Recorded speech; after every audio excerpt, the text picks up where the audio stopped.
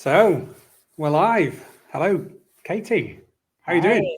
I'm good. How are you? Yeah, I'm good. I'm good. Although where I am in Home Firth, it is the sleetiest, coldest, wettest, greyest day imaginable. How about where you are? We're getting the weather chat in, like straight off the bat. Let's just go for it. It rained all night last night. It felt like the house was going to fall down. It's been sunny all day, and now it's partly sun, partly clouds. You know, like the picture of the cloud with the little sun peeking out. It's like that. Yeah. Brilliant. So, well, hopefully that little bit of preamble has given people time to join. And so welcome to everybody. Welcome to Next Level You Live with Katie Skelton. So we're going to talk today about the importance of values in business success. But before we get into that, I've got a big question for Katie. Who is Katie Skelton? That is a big question. Am I supposed to have worked that out by now? Well, you know, maybe not, but that's telling me something anyway. Okay, so as much as I don't like to lead my identity with what I do for work, I am, as this is LinkedIn, I'm an email marketing trainer, and I help small businesses set up or reignite their email marketing for their business. That's fantastic. And you also have got an amazing newsletter, which is one of the very few that I subscribe to, called PEX. What's behind PEX? So the name is because my business is called Little Green Duck, and it's like a small beak-sized little snippet every Monday morning for people to read with their morning coffee and not get too in depth or too kind of stressed about. It's never anything too serious, but I just like to bring a bit of fun, a bit of insight, and a bit of interaction into people's Monday mornings. Yeah, fantastic. I love it. I always look forward to it. I particularly like it when your daughter writes a section of it as well, and your son as well. Yeah, they did better than me, to be honest. They got more replies than I get most weeks. So I'm just going to outsource to them from now on. Brilliant. Well, you know, you don't even need to pay minimum wage, I don't think, do you? So today, as I mentioned at the top, we're going to talk a little bit about values in business. And there's a reason why I wanted to talk to you about this, Katie. And that's because you and I have known each other for a few months now. And what I've noticed about you is that you have this incredible integrity about what you do. And it really stands out when you see that a lot of people who are running businesses, understandably, it's tough. You get buffeted around, and it's not always easy to remember what is the heart of you, what is the core of you. But I noticed with you that you always seem to be really, really consistent. Is that how you experience it? No, it's not. It's really funny when people say these things about me, and I'm like, wow, is that how you see me? Because I mean, we were talking just before we went live about, like, you know, when you're in a traditional office building and they have like the value stickers on the wall, and they live by all these words like integrity or whatever words they think of. I don't have a set of words. I don't have a set of values in my head. So I feel like I'm just kind of operating on a day-to-day basis, just being me and being who I am, without this, like, I don't have in my head, oh, I must operate under this label, or I must do this because that's one of my values. It just kind of happens, which I guess is good because it's coming across authentically, for want of a less buzzwordy word. But also, I question myself constantly about what my actual opinions are, and what, like, all the time I'm like, do I actually think this? Do I actually believe this thing? Or, like, I've done it since I was 16. Like, since I worked in a record shop when I was 16, and I remember liking specific types of music and going, do I actually like this music, or am I just liking it because I want to be like all the cool, like, I work with a load of men. Do I want to be like all the cool boys who like the cool music? But I still like that music now. And I kind of think, am I still keeping up this facade 25 years later? Or, so yeah, I question it constantly. So it's really interesting to hear that that's what you see kind of on the outside compared with what I'm feeling. Well, that's a fantastic answer. And I'm curious, like, if you just come to this cold and somebody said, you know, the word values, what comes up to you? What does that word mean to you? I guess just being true to, it sounds really fluffy, being true to what feels right in any given moment. So I think values can kind of change. Well, like my personal values have changed massively since I was younger. There are some huge shifts I've made that I never thought I would incorporate into my life. So yeah, I think maybe just being open to that, and the fact that things do change, your mind can be changed, and therefore your values can change, and the way you live your life can change, and that's okay. You don't always have to stick with the thing that you believed back in the day. I don't know if that actually answers your question, but I wanted to say it anyway. It does, and I actually want to circle back to something that you said in the other answer as well. When you think about this often, and if you Google it, what are my personal values, or you want some help with that, what you'll find is various different tools that allow you. You can type in, answer a load of questions, and it will splurge out.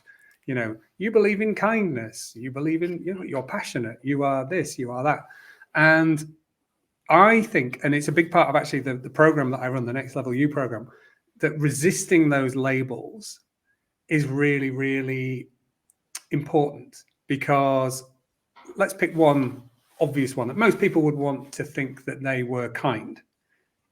And of course, I think most people would agree that's something that everybody could pretty much say, yeah, being kind is a good thing.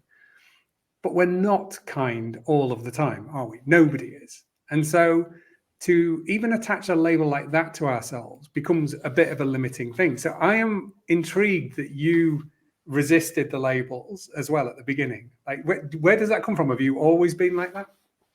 I think it's entirely unintentional. I'd really love to tell you that I've got this like massive master plan where I know exactly what I'm doing, or I know exactly like what my path is, but I don't. I think it's completely unintentional, and it's just what has happened. But I think that's why I struggled so much with that question at the beginning: who is Katie Skelton? I do not know where to start with that, even though I'm very, very clear about what I do for a living.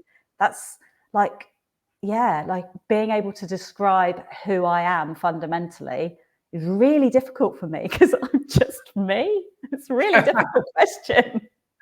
Yeah, and yeah, I know you also, like, you started to use the word authentic, and then you sort of checked yourself and said, I'm not really sure about that word. But I think that anybody that's watching this right now who doesn't know you will be sensing that that's coming through anyway, that you are somebody that just inhabits themselves. And that's not typical necessarily, particularly in the business world. And I think what we can tend to do is we put on uniforms. We dress a certain way, we use certain language, we behave in certain ways, we say what people expect us to say, instead of necessarily what is instinctive. And I noticed that you seem to be a lot more instinctive. Is that accurate? Do you feel that way? I do now, yeah, and that's actually coincided with, which probably brings us quite nicely back to values and decisions you make that might be against the grain but still are true to your own personal values. So I feel like that sureness in myself has come since I stopped drinking 3 years ago. And I didn't even drink that much, but I always used to use it as a bit of a confidence boost. It was always kind of something to lean on. And now I don't have that to lean on. And now I'm kind of only leaning on myself. And so now it's just all clear. And there's nothing that's kind of every so often getting into my head and making me behave in a slightly different way. It's all me. So yeah, that was a big shift for me. And also, like, it's going against A, what most people knew me for, B, what most other people do. So like, you go out on a Friday night. I don't go out. I'm actually going out tonight, but I don't generally go out on a Friday night.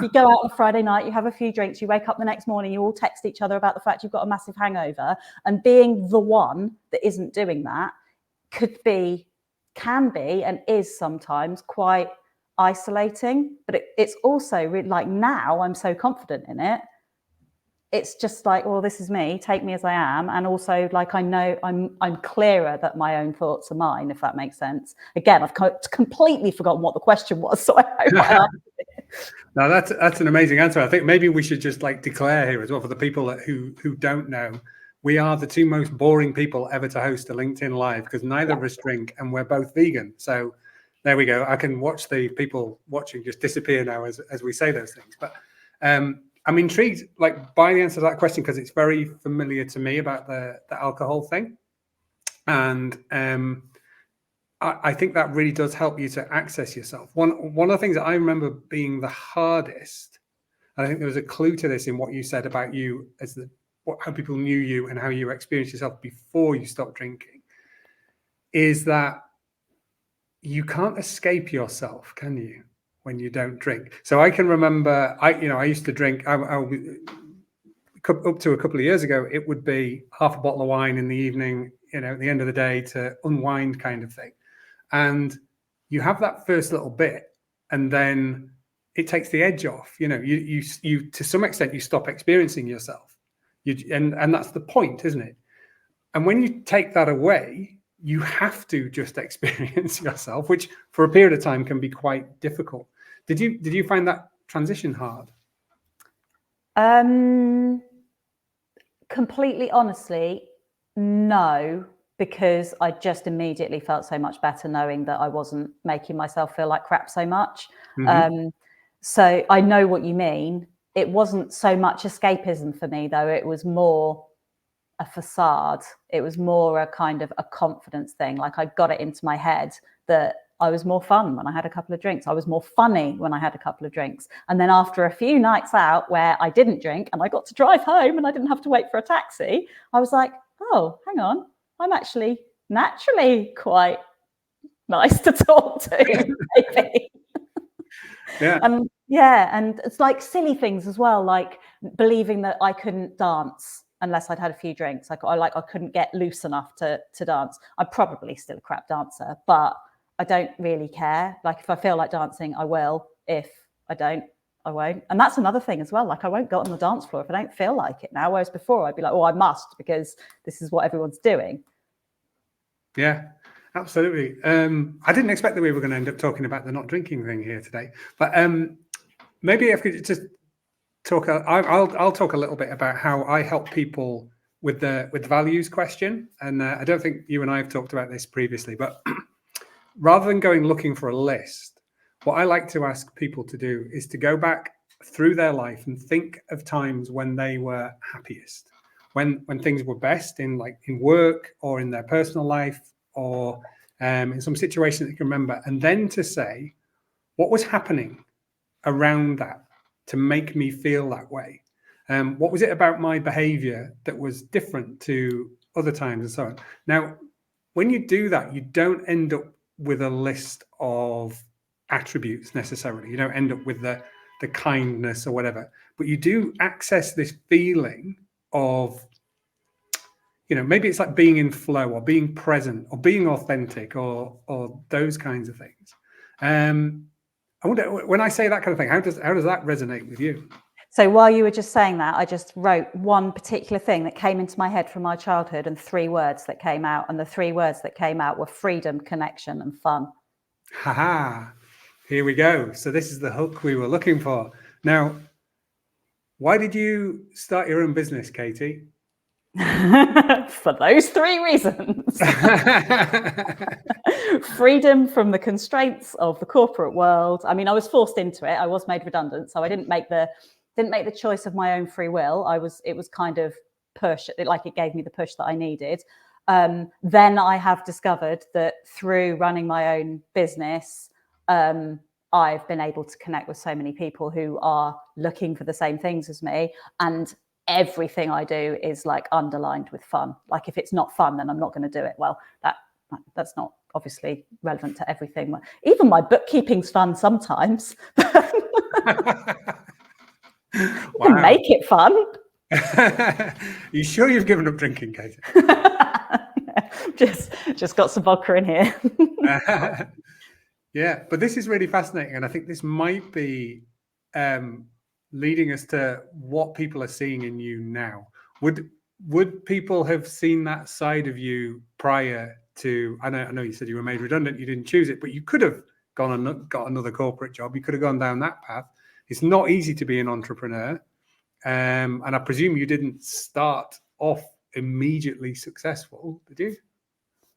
No, I mean, I don't feel successful most days, to be honest. There's elements of my days that make me feel like a total failure some days, or most days, and elements that make me think I'm absolutely smashing this. It's the kind of, that's the wildness of the ride, isn't it? But the fun element of it has always been there for me. Like, I've always sought teams and environments that allow me to express that.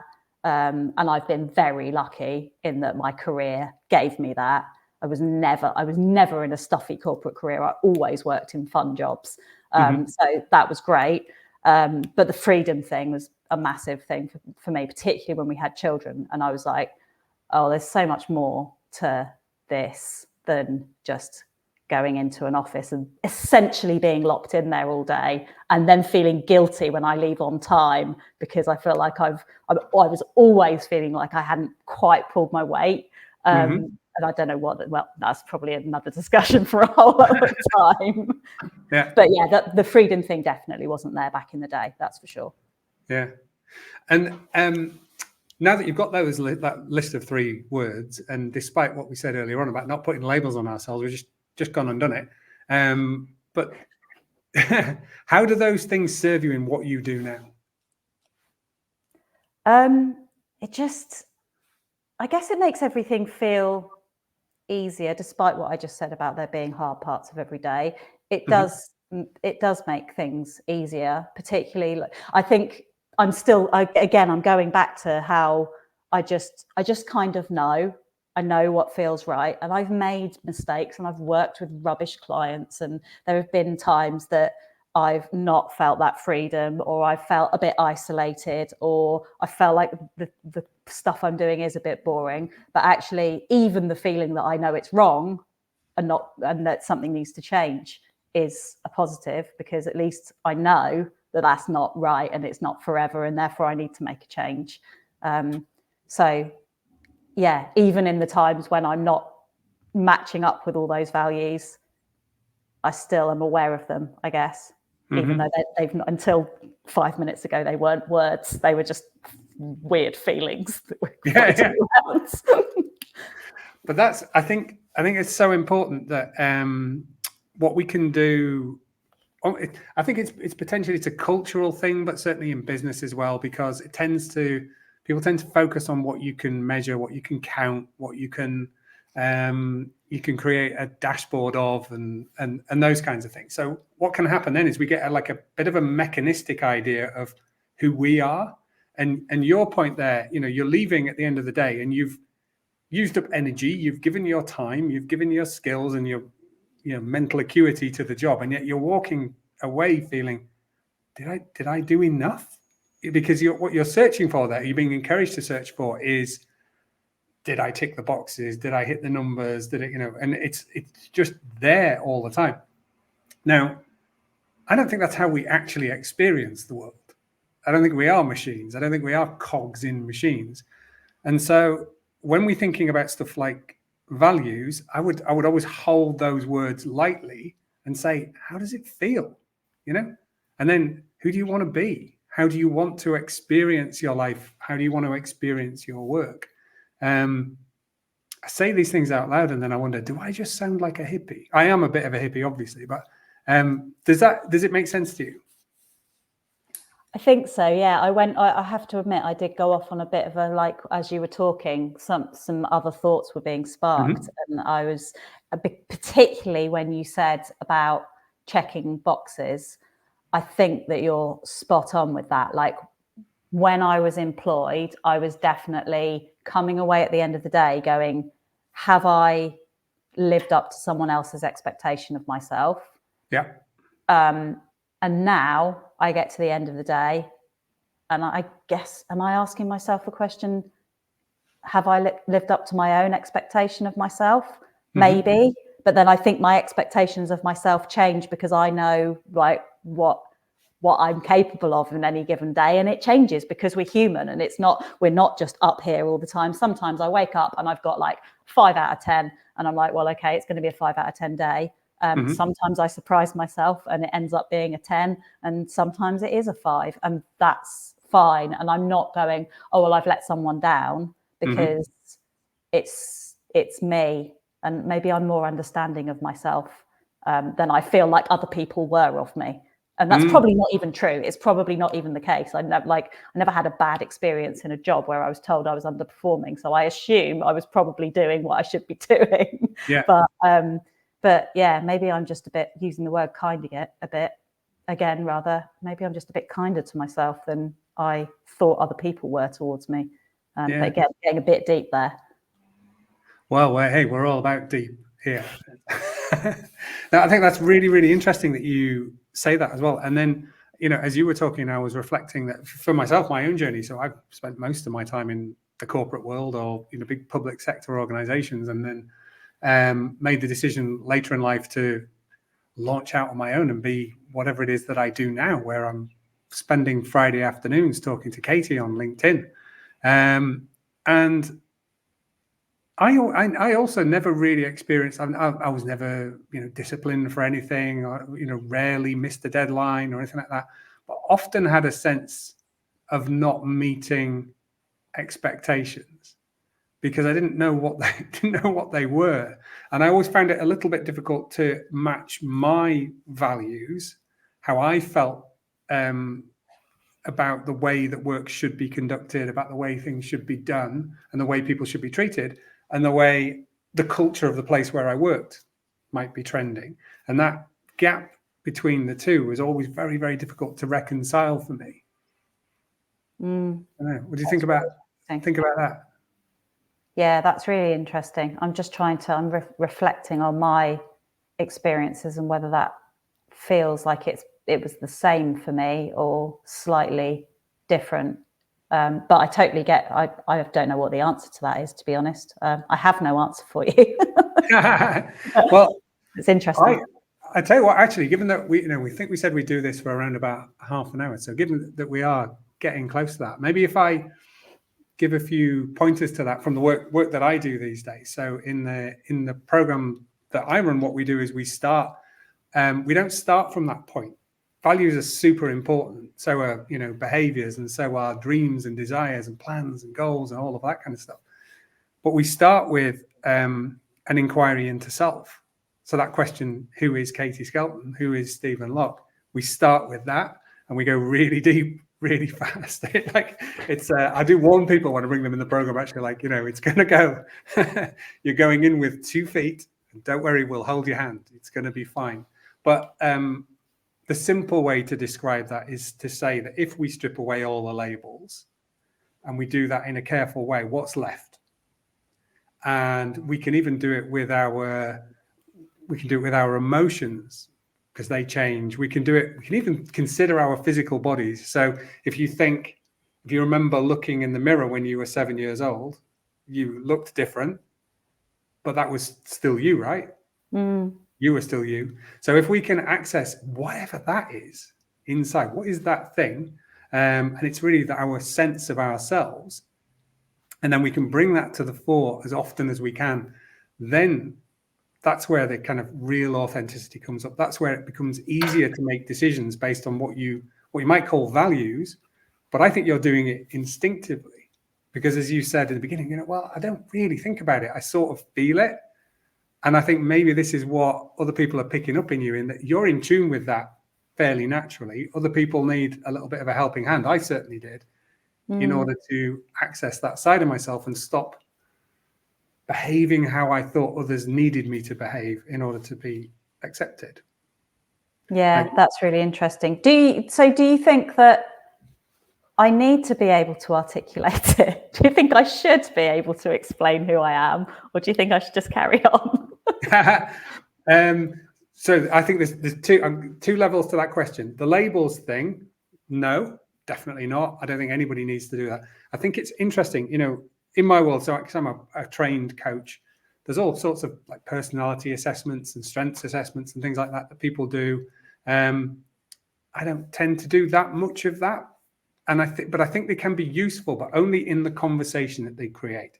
So let's say you do one of those and it shows up that, you're strong in this particular characteristic. What's interesting is to say, how do you feel about the fact that this thing churned out that thing? How does that make you feel? What does it make you remember? What is it? Do you react against it? Do you like it? So it's the conversation that it provokes that's really interesting. So on the label side, it really doesn't matter. On the like fundamentally, who am I kind of thing? Well, I could sell you access to the program. Close me live on the call. I'll get my credit card out. I'll drop a Stripe link in. Do you need to? No, you don't need to, because I think this is the point. And there is a thing. It's called self-inquiry, and it's where you spend time. And you can Google this, by the way. Anybody that's still watching, Google it.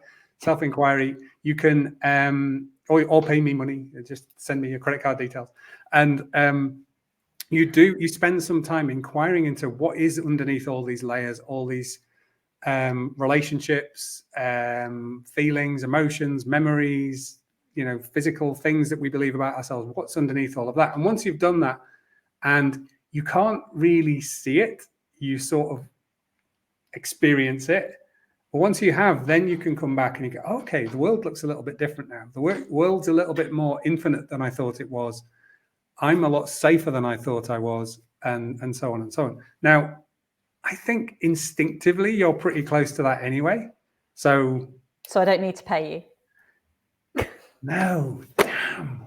I need to go and kind of sale. No, but I think some of us are quite a long way from that. I mean, I'm a man who grew up in Yorkshire, for goodness sake. So I was culturally distanced from this way of thinking quite a lot. It's taken me a long time to get there, but I think maybe instinctively you do it. So perhaps just to close this out, I feel almost like we've been a bit of a fraud in that we said, let's come along, let's talk about values. And what we've done is conclude that maybe we just need to talk about how we feel, how we relate to one another, how we experience ourselves, and then how we take that out into the world. What do you think? Is that a place to land it? Yeah, I think so. But also, I think that we came into this saying that we were going to talk about values. We have talked about values, and actually you've helped me. I've just written down loyalty as well. Just as you were talking, I was like, oh, that's another one. And interestingly, this could take us over the 30 minutes. But interestingly, I've had my loyalty to people expressed as both a weakness and a strength to me in the past. So I've always kind of gone, well, yeah, I'm a very loyal person, but sometimes I'm apologetic for that, and sometimes I'm proud of that. And so that's an interesting one as values go. But you've helped me identify 4 words here that I really strongly identify with. So that's good. Thanks. Yeah. Well, what I want you to do then is don't strongly identify with them. Oh, okay. Unidentify with your values. Be curious about them. Okay. Reflect on them, hold them and go, where's this come from? What is it about this that attracts me? And don't discard them completely, but they don't actually define you, but they might say something about you that is interesting and is useful, and it helps you to understand how you relate well with people sometimes and not so well on other times. And to your point there about the loyalty thing, the good and the bad of that, I think everything has a shadow side. Even to go right back to the beginning of this conversation, kindness. There's a shadow side to kindness. It's possible to be so kind that you limit somebody else's progress. You can take it to extremes. So again, with these kind of attributes, even the ones that are seemingly on the surface super positive, sometimes they have a shadow side.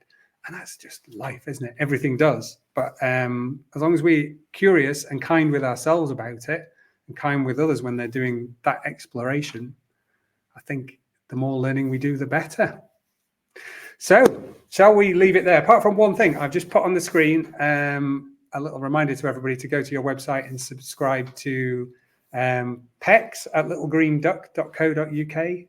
No swans. I usually tease you about that, and I resisted right up until the end. It's a white duck. It's a white duck, not a swan. And like, if anybody's interested in learning more about what I do as well, probably the best way. You're all connected with me on LinkedIn anyway. But if you want to know more, send me an email. And there we go. So thank you so much, Katie. I've really enjoyed this. We didn't know where the conversation was going to go. I've learned a load. You've helped me to reflect on myself as well. So thank you very much. And I think we should just say to everybody, you know, peace, eat plants, hashtag go vegan. You don't have to. Hashtag sell your house. Hashtag don't drink anything. Yeah, Hashtag all of those things. good job. Yeah. All right. Well, lovely to talk to you, Katie. And I'll see you soon. Bye-bye. Thank you. Bye.